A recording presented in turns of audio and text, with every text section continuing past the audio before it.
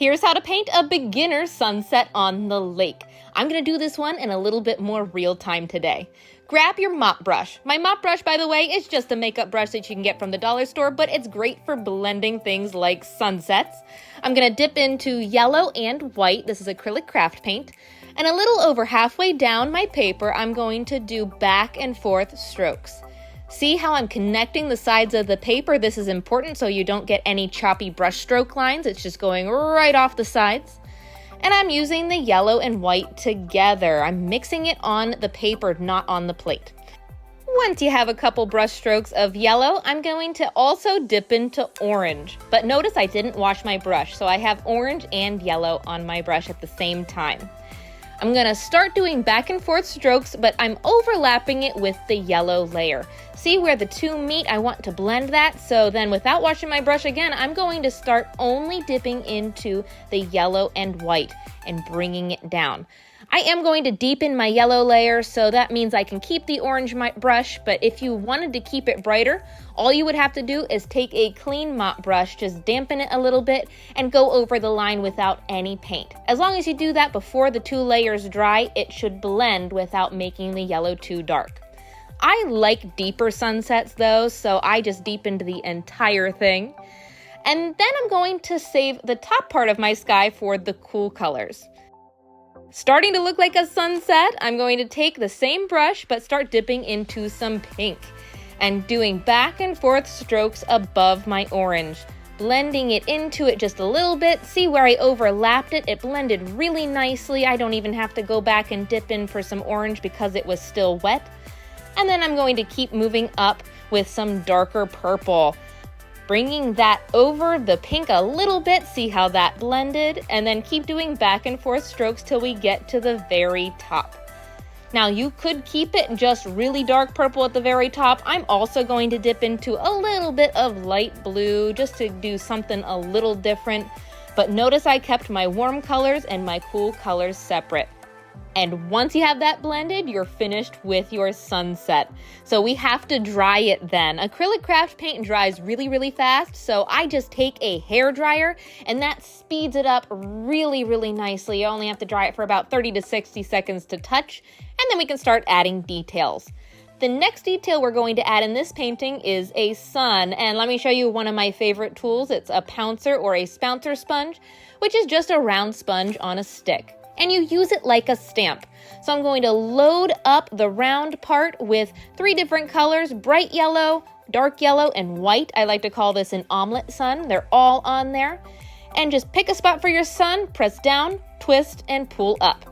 Literally just like a stamp. Press down, twist, and pull up. Don't worry about the texture. That should dry, but you can always do a second coat if you need to. I'm gonna dry it with my hair dryer.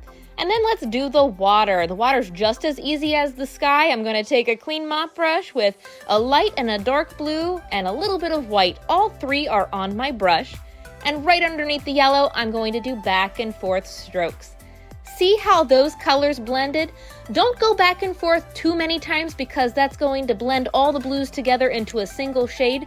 But the reason why I keep them separate on my brush is so that it will blend naturally. That almost already looks like water and we hardly did anything to it. I am going to take a little bit of extra white though right before it dries and do some back and forth strokes right underneath where my sun is. Notice I'm not going all the way across this time. I'm just adding it a little bit to look like the sun is reflecting in the water. And let's dry that as well. We're getting there. Now grab a fan brush and a little bit of green. I'm using dark green. I know it looks black. I added a little bit of black to it, but I wanted mine really dark for contrast. And I'm just going to load up the tip of the fan brush and, I'm going to switch to my other hand so you can see it. I'm going to take my brush and do kind of vertical brush strokes, but I'm tapping it across my water line in the very back. All different heights. These represent trees. And just keep doing that all the way across. Now your sun is there. That means it's setting behind the trees. Don't do what I see a lot of people do, is they just kind of skip their sun altogether and leave a hole. Nature doesn't usually do that unless you buzz cut it, and you don't want your trees to look buzz cutted. So gasp, I am actually going to do a couple little taps across my sun. You can do a little bit shorter if you don't want to cover it completely. but I'm going to make sure that it goes all the way across the entire horizon line. If you get any big blobs of green by accident, something you can do before it dries, you have to do this before it dries, so you have to do it pretty quickly, is take a skewer or a toothpick and just scratch up into the green. That's going to lift some of the green up and have some of the yellow showing through. See how that kind of looks like little tree trunks in the distance? It's an optional detail, but it can make all the difference sometimes, especially if your trees got really, really thick. So I'm going to do that all the way across wherever it's still wet. There we go.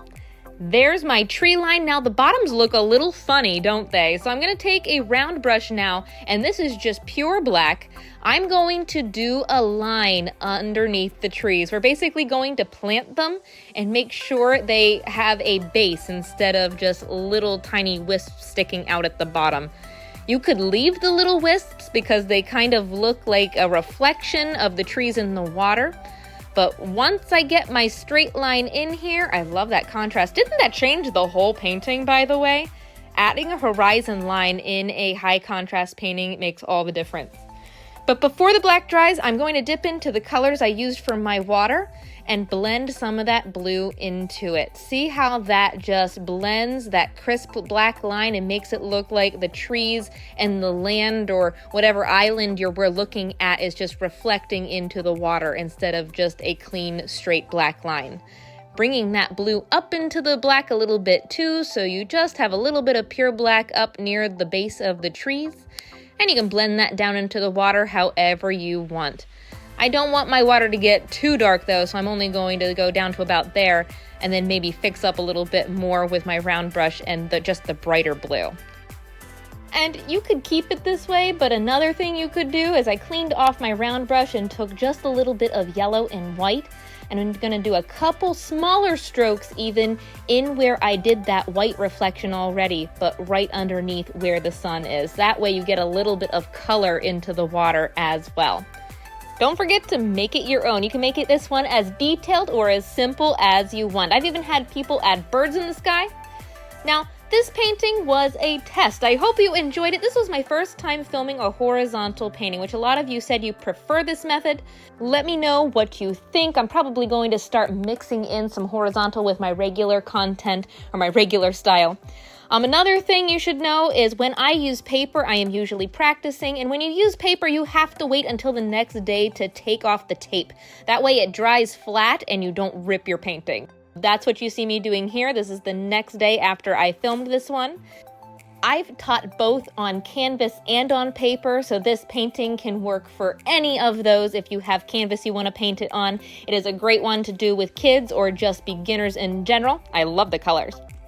Have fun, make it your own. I'd love to see how they turn out, and let me know what you think about this form of video.